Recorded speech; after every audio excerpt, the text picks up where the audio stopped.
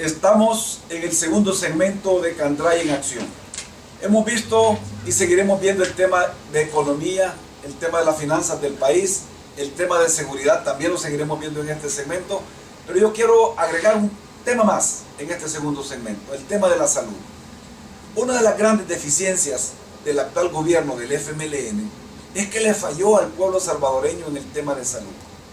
Últimamente ustedes vimos y todos vimos que el gobierno no quiso pagar el escalafón a los trabajadores de salud. Este es un tema, entre muchos temas que el gobierno no ha cumplido. Y la principal resaca que este gobierno tiene con el pueblo es que nos tiene sin medicamentos en los hospitales. Los pacientes mueren por insuficiencia renal crónica porque no tienen la hemodiálisis o la diálisis peritoneal adecuada. Hemos pedido esta semana al Ministerio de Salud que nos informe cuáles son los programas de cirugía cardíaca. Y un programa que tiene 5 años de trabajar, de estar funcionando en el Hospital Rosales, nos informan que están en proceso de diagnóstico todavía del plan. Y que el único plan de cirugía cardiovascular que está funcionando lo tienen en el Hospital Bloom. Vaya usted a preguntar cuántos niños operan del corazón por semana. A veces uno, a veces ni uno. Pero sin embargo ahí están los amigos de ellos, los médicos que vienen de Cuba, que a saber si son médicos, con 8 horas ganando 7,000 y 8,000 dólares. Vemos en todos los hospitales la falta de insumos médicos, la falta de la falta de equipo especializado. Ustedes saben que todo el Ministerio de Salud, que atiende el 80% de la población, es decir, prácticamente más de 4 millones de habitantes, atiende el Ministerio de Salud, no tiene un servicio de medicina nuclear para atender a los pacientes del país. Esto es increíble y lo que marca la ineptitud. Los titulares de salud se enojan con nosotros cuando les decimos que son ineptos. Yo no diría que son ineptos, sino que no saben lo que están haciendo y deben renunciar, deben de irse porque han cometido delitos en su gestión. Ya dijimos que el de actos arbitrarios y el de incumplimiento de funciones. Vamos pues a seguir hablando sobre el tema de salud. Es necesario que discutamos la salud mental del país.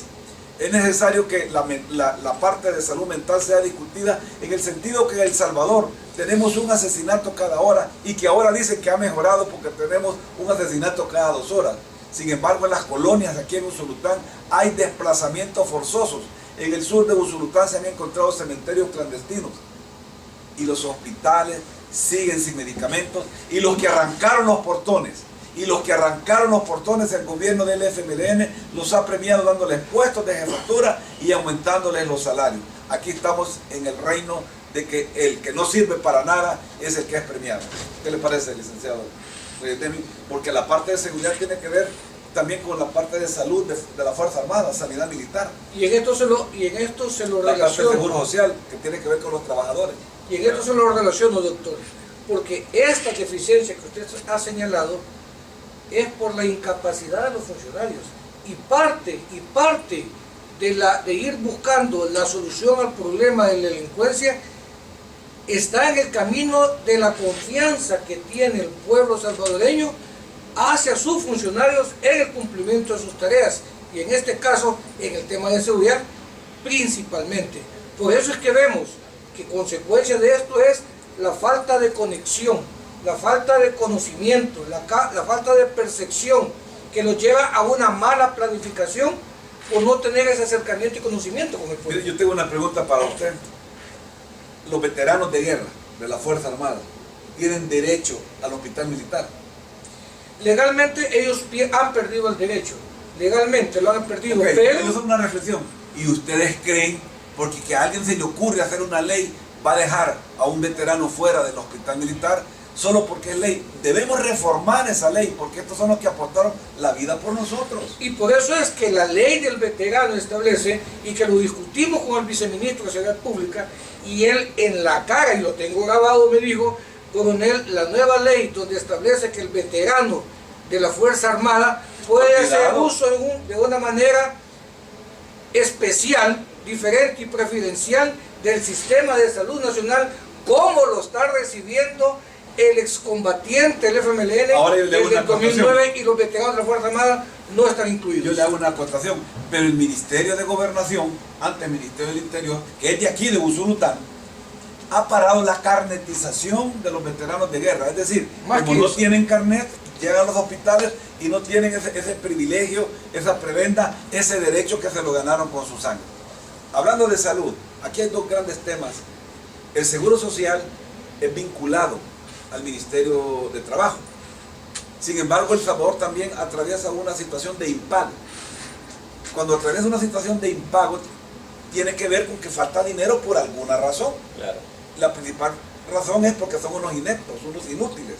Sin embargo, ¿cómo tiene que ver la situación de impago con el tema de salud en el Ministerio de Trabajo, que es el Seguro Social, y en el tema, por ejemplo, de educación, que es en el tema de que faltan cupos de bachillerato?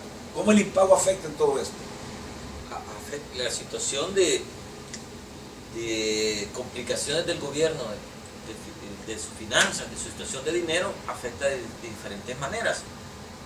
Pero primero quisiera tocar un tema de salud, y es, la ministra de Salud vino a la Comisión de Hacienda y se le preguntó por diputados de Arena, se le preguntó, el doctor Candray le preguntó el tema de cuánto tenía de dinero para medicinas. Así es. Y ella dijo que para medicamentos el ministerio tenía 48 millones en el 2016 y en el 2017 llevaba 5 millones menos. Y ya les voy a presentar yo cómo ha disminuido los gastos en los hospitales. ¿Y qué significa eso para la población? Significa que si el año pasado tuvieron problemas para darle medicinas, cuando la gente llega a consultas no le dan medicinas, el 2017 es peor lo que se viene en medicinas. De eso está hablando la ministra. Volviendo al tema del impago y los servicios públicos para la población, en realidad el gobierno ya está en impago cuando no le da el dinero a las alcaldías. ¿Y cómo afecta esto a la población? Bueno, las alcaldías ya no le pueden reparar la calle, ya no pueden hacer la obra del chorro, ya no pueden arreglar la seguridad. Todos esos proyectos... No llega el FODES. No llega el dinero del FODES. Además, que no tiene que ver con el presupuesto, ¿no es cierto? La alcaldía le paga a los empleados una parte de ese dinero del FODES. Afecta a familias. Y así va afectando a toda la población. Cuando el gobierno no le paga a los proveedores, que también ya están en impago, les debe 190 millones de dólares, ahí hay empresas que han comprado productos y no los pueden pagar. Han contratado empleados y no les puede pagar. Todo eso va afectando a la economía. Entonces, una situación de impago afecta a las familias. Y Arena por eso trató de ayudarles. ¿Y cómo trató de ayudarles? Les autorizó 550 millones de dólares para que pagaran todas las cuentas hasta diciembre, quedaran limpias. Quedarán todas esas cuentas del gobierno cerradas del 2016. El gobierno no pudo, por su incapacidad, no lo hizo. Claro, ellos sí hicieron algunos pagos, sí consiguieron dinero. ¿Y en qué lo usaron? En primer lugar, se preocuparon de pagarle a los bancos. Esa fue su gran solución, pagarle a los grandes, a los bancos.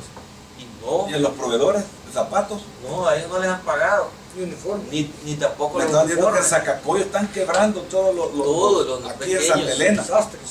Pero ese es el tema, ese es el gobierno que tenemos.